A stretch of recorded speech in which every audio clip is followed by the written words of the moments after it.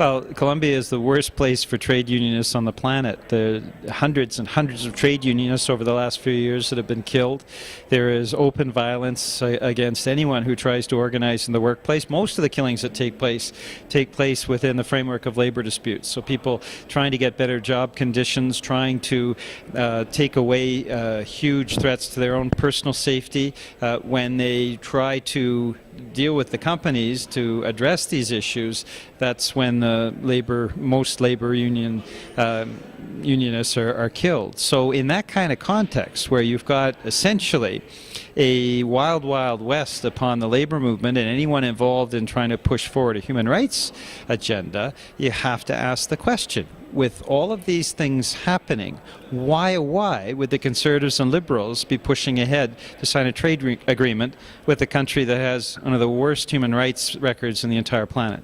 Well, that's what I was going to ask. Why and why now, in the context of the international financial crash, in the context of a new president, a new course in the United States, why now are they going ahead with this and pressing ahead with it? Well, Liberals and Conservatives are trade dinosaurs, and they're still using the old rhetoric of George Bush-style unregulated free trade. So you've got this sort of pocket of dinosaurism here in the House of Commons that Liberals and Conservatives just want to go back to the old style rhetoric. Now, what's happened in the United States, what's happened in Mexico, what's happening around the world is a much stronger push towards fair trade, where social, environmental, and labor standards are pushed up, not pushed down, and that where there is actually a move for the type of economy where people aren't left behind, as opposed to what we see under free trade, which is a very few number of people getting fabulously wealthy and everybody else seeing their incomes plummet. So in that kind of context, you'd expect Liberals and Conservatives to pay heed to what's changing on the world scene, but they're not. The NDP is the only party that is standing up for fair trade and standing up for this ridiculous trade agreement. Now, why is it being signed?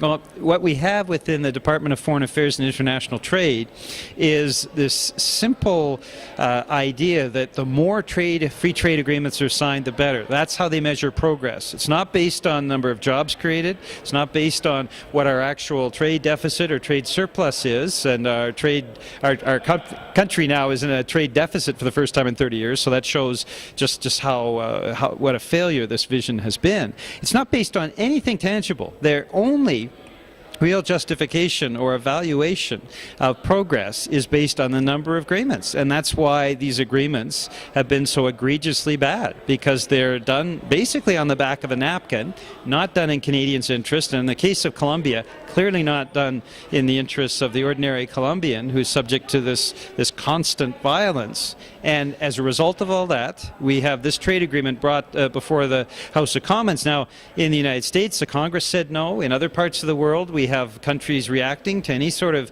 negotiations with a country that has such an appalling human rights record. But here, you have Conservatives and Liberals trying to give the green light to getting this trade agreement through Parliament. No, if the NDP is the only party opposed, you're not going to be able to stop it on your own. What would you suggest Canadians who are concerned might do to help you stop it? Well, we are the hardest working caucus by far, and we've stopped other bad legislation through a variety of procedural techniques. But the best guarantee of stopping this agreement is ordinary Canadians working hard. Particularly in the labour movement, we've been presenting tens of thousands of names in the House of Commons of people opposed to this agreement, and the labour movement has been instrumental, I think, in starting to build a base for a pushback. We need environmental organizations, we need human rights organizations, community organizations to start circulating the petitions that are available on my website, www.peterjulian.ca, and those people can download the petitions and get them out.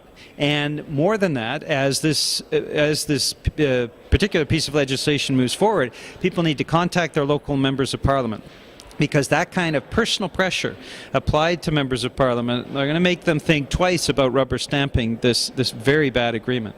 Thank you very much, Peter Julian. Ish, can I say just one more thing? I mean, the worst aspect of this particular piece of legislation is that essentially it provides for a fine in the event of ongoing human rights violations. In other words, you kill a trade unionist, the Colombian government has to pay a fine to itself, put money aside in a solidarity fund. So this is very clearly a complete contradiction of basic Canadian values on human rights. That you can kill a person, that the Colombian government, because of its ties to paramilitary organizations, certainly indirectly is implicit in these killings that are ongoing, and yet the only punishment through this trade agreement is that they have to pay a fine to themselves. It is absolutely ridiculous, and we cannot have this established as a principle of international law, and we cannot have that imposed on Canadians in the guise of a free trade agreement. And that's why Canadians need to speak out.